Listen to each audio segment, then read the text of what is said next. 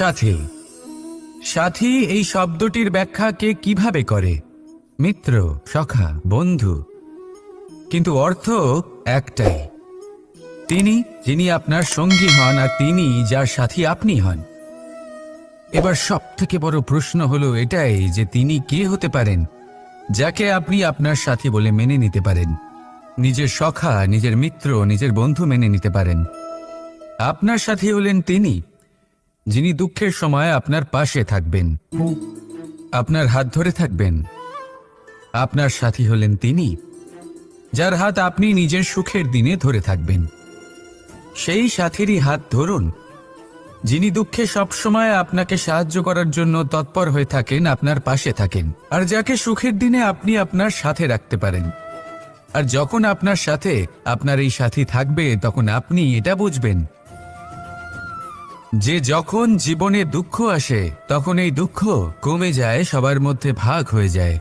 আর যদি তখন সুখ আসে তাহলে সেটা সবার উপস্থিতিতে আরো বেড়ে যায়। এটাই হলো প্রেম, এটাই হলো ভালোবাসা, এটাই হলো সঙ্গ। যেমন সম্পর্ক আমার আর রাধার মাঝে। তাহলে আসুন আর আমার সাথে ভালোবেসে বলুন, রাধা রাধা। বাল্যকাল থেকে অনেক ধাঁধার সেই বস্তু হলো সময়। কেন কেন সময় আপনার সবচেয়ে বড় বন্ধু আর সময়ই আপনার সবচেয়ে বড় শত্রু? উত্তর হলো সময়ের সম্মান।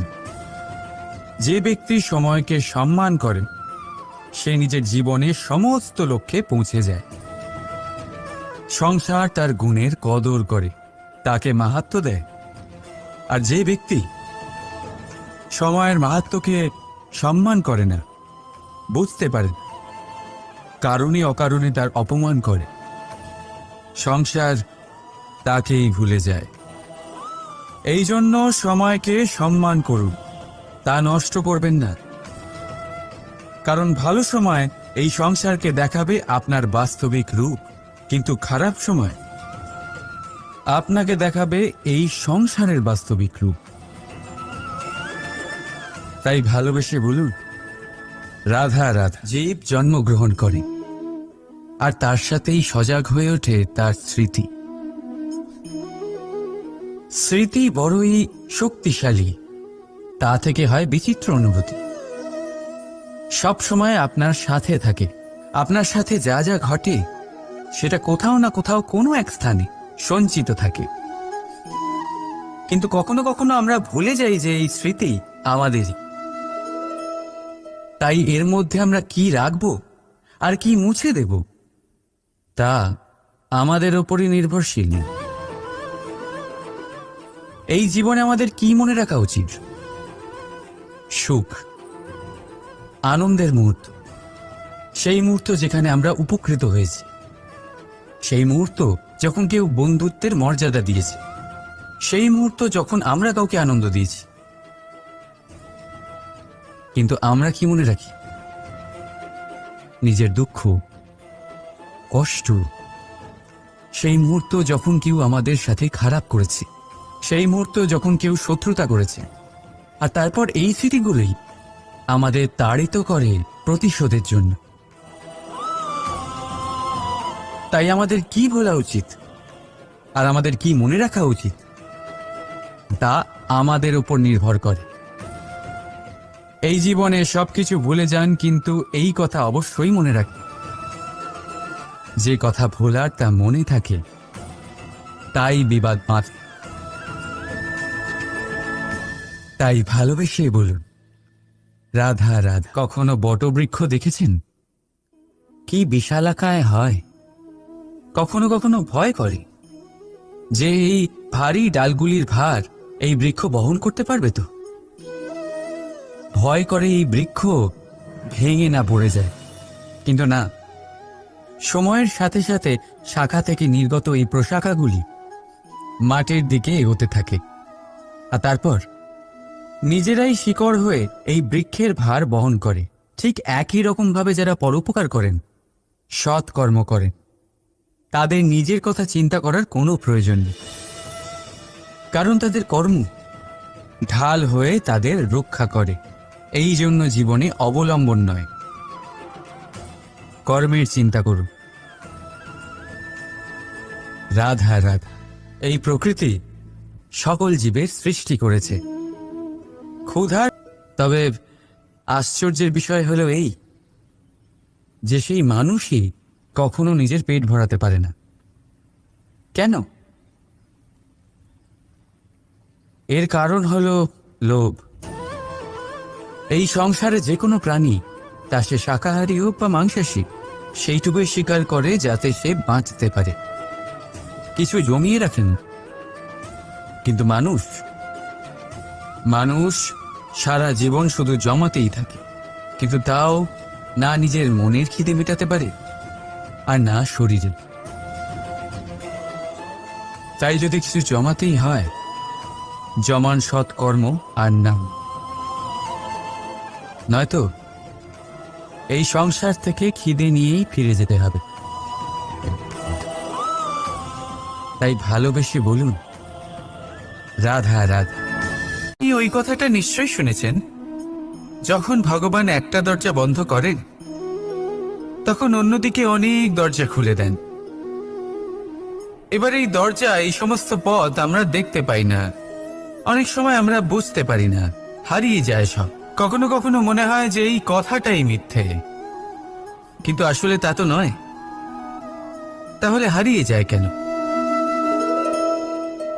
কারণ আমরা সময় নষ্ট করি এই দরজার দিকে তাকিয়ে থেকে। ভাবি এই বুঝি দরজা খুলবে, এবার দরজা খুলবে। অপেক্ষা করতে করতে আমরা অনেক সময় নষ্ট করে ফেলি। এত সময় নষ্ট করি যে আমরা দেখতে পাই না, খুঁজে পাই না সেই সমস্ত দরজা আর পথ যা আমাদের জন্য খোলা রয়েছে। যদি খুঁজেই না পাই তাহলে তা ব্যবহার করব কি করে? মনে রাখুন, ভগবান সব সময় আমাদের সাথে রয়েছেন, আমাদের সাহায্য করছেন। এই পথ সব সময় আছে, সর্বত্র আছে। দরকার রয়েছে শুধুমাত্র দৃষ্টিভঙ্গি এবং ভাবনার। এই দৃষ্টিকে বিস্তৃত করুন, এই দৃষ্টিভঙ্গিকে ধনাত্মক করে তুলুন, আর এই ভাবনা এর সীমা একটু বাড়িয়ে তুলুন। তারপর দেখবেন সব খুঁজে পাবেন। আসলে কি, এই যে ঈশ্বর, এই যে পরমাত্মা, তা আমাদের সাথে রয়েছে, আমাদের মনের মধ্যে রয়েছে।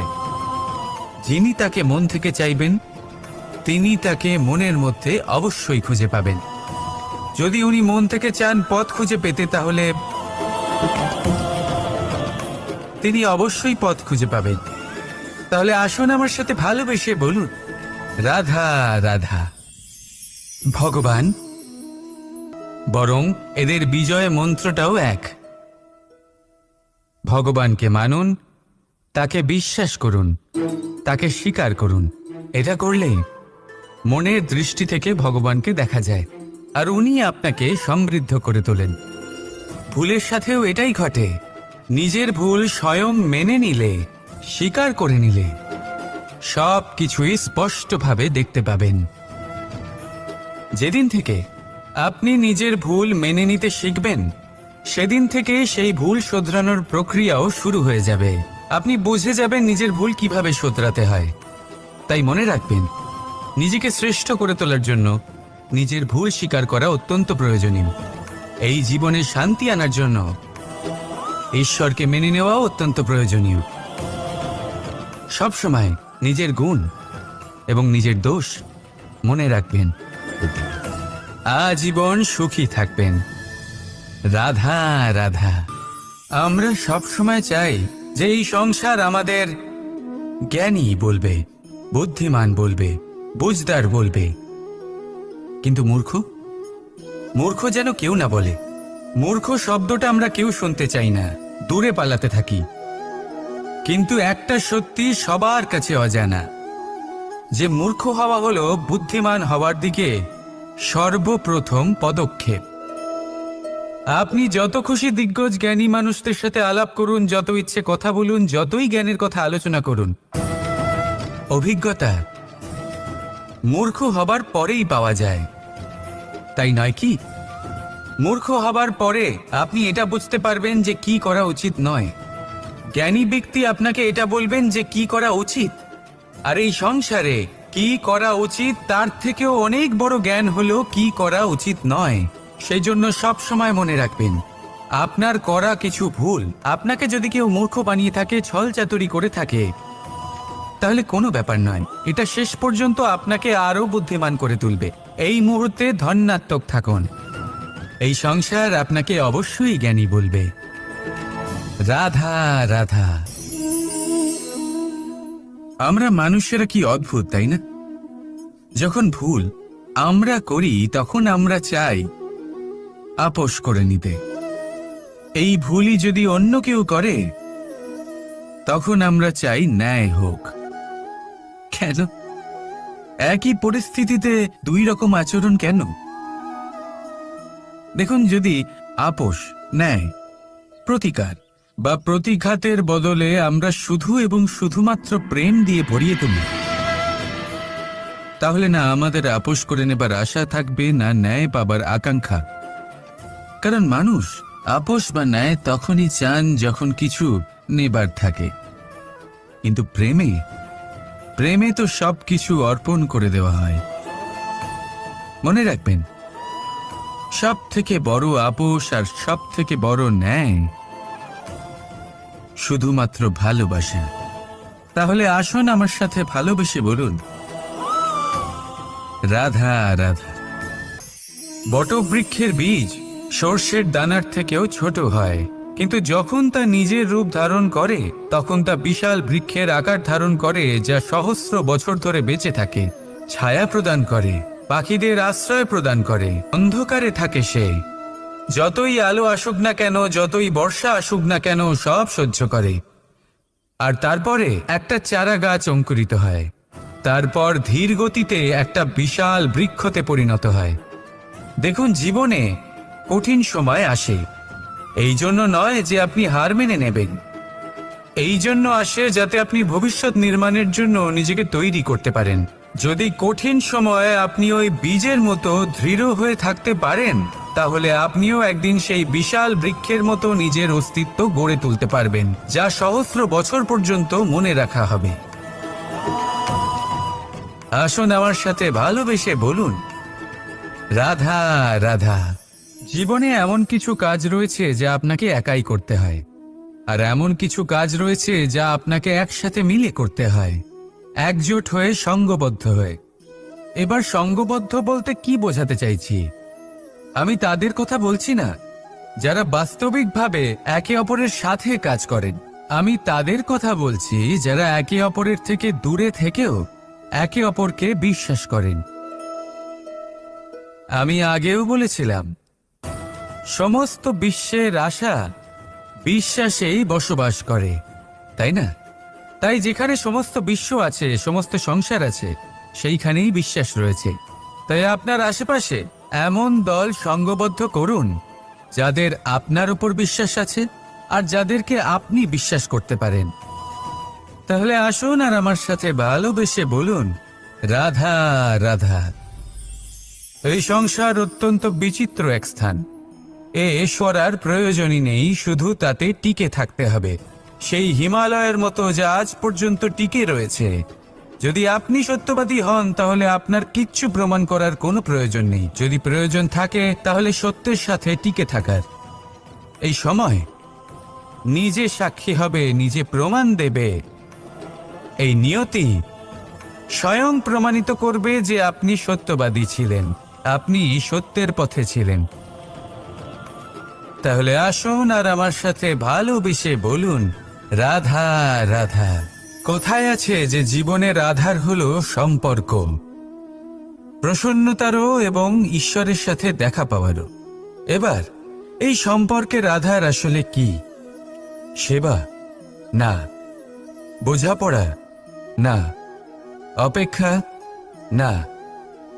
এই সম্পর্কের আধার হলো বিশ্বাস। যদি বিশ্বাস ভেঙে যায় তাহলে জেনে রাখবেন যে সম্পর্করূপী এই ভবন, এর ভিতই ভেঙে গেল। আর যদি ভিত ভেঙে যায় তাহলে সেখানে অন্য কোনো ভবন নির্মাণ সম্ভব নয়, সম্ভবই নয়। এই সমস্ত সম্পর্কের বিশ্ব বিশ্বাসে বসবাস করে। এই বিশ্বাস হলো অত্যন্ত গুরুত্বপূর্ণ। এই বিশ্বাসের জোরেই আমি আর রাধা কোনো সাংসারিক বন্ধনে আবদ্ধ না হয়েও এক অত্যন্ত দৈব অলৌকিক বন্ধনে আবদ্ধ। এ হলো বিশ্বাস যার দ্বারা 11 অক্ষৌহিনী সেনার সামনে অর্জুন দাঁড়িয়েছিল এবং জয়ী হয়েছিল। এই বিশ্বাস হলো অত্যন্ত গুরুত্বপূর্ণ, তাই বিশ্বাস করতে শিখুন, বিশ্বাস দিতে শিখুন, বিশ্বাস পালন করতে শিখুন, আর আমার সাথে ভালোবেসে বলুন, রাধা রাধা। সূর্যের মনে হয় যে তার থেকে বেশি তেজস্বী আর উজ্জ্বল কেউ নেই, তাই তার এই অহংকার ভঙ্গ করার জন্য মেঘ চলে আসে। তারপর এই মেঘের অহংকার বেড়ে যায় যে তার থেকে বেশি ঘন আর কেউ নেই। তারপরে বাতাসের একটা প্রবল দমক আসে আর মেঘেদের ছিন্ন ভিন্ন করে দিয়ে চলে যায়। তখন বায়ুর অহংকার বেড়ে যায়, আরো ভাবে যে তার থেকে বেশি শক্তিশালী আর কেউ নেই। এই দমকা বাতাস যখন বিশাল এক পর্বতের সাথে ধাক্কা খায়, তখন সেই বাতাসের অহংকারও চূর্ণ বিচূর্ণ হয়ে যায়। তারপরে পর্বত ভাবে যে তার থেকে বেশি স্থির আর শক্তিশালী আর কেউ নেই। তখন পৃথিবীতে ভূমিকম্প হয় আর সেই বিশাল পর্বত চূর্ণ বিচূর্ণ হয়ে যায়, তারও অহংকার ভেঙে যায়। এবার ধরিত্রীর অহংকার হতে থাকে। ধরিত্রী বলে যে আমার উপর সবকিছু টিকে রয়েছে, আমার থেকে বেশি শক্তিশালী আর কেউ নেই। একটা ছোট্ট ইঁদুর আসে, মাটিতে গর্ত করে আর মাটি ধসিয়ে দেয়। ধরিত্রীর অহংকার ভেঙে যায়। এর তাৎপর্য হলো সরল, এই সংসারে অহংকার কখনো স্থির থাকে না, এই অহংকার ভাঙবেই। এটা হলো সাংসারিক চক্র। আমাদের নিজেদের জীবনে কর্তব্য পালন করতে হবে, কর্ম করতে হবে, কিন্তু অহংকার নয়। যে ব্যক্তি এটা বুঝতে সক্ষম হন তাকে জ্ঞানী বলা হয়, আর যে মানুষ এটা বুঝতে পারেন না তিনি সারা জীবন শোধ প্রতিশোধ মান অভিমানের এই চক্রে আটকা পড়েন। এবার আপনি কি এই চক্রে আটকে থাকতে চান নাকি জ্ঞানী হয়ে উঠতে চান? সেই চয়ন আপনারই। আসুন আর আমার সাথে ভালোবেসে বলুন, রাধা রাধা। রাজ্য থাকবে না, শঙ্কা থাকবে না, কিন্তু আমার মনে হয় এটা অনুচিত।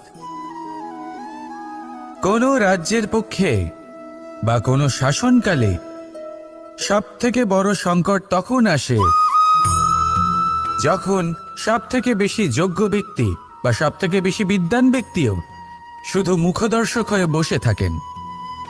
মনে প্রশ্ন আসতে থাকে কিন্তু জিজ্ঞেস করেন না, শঙ্কা উৎপন্ন হয় কিন্তু ব্যক্ত করতে পারেন না। এটা খুবই অনুচিত।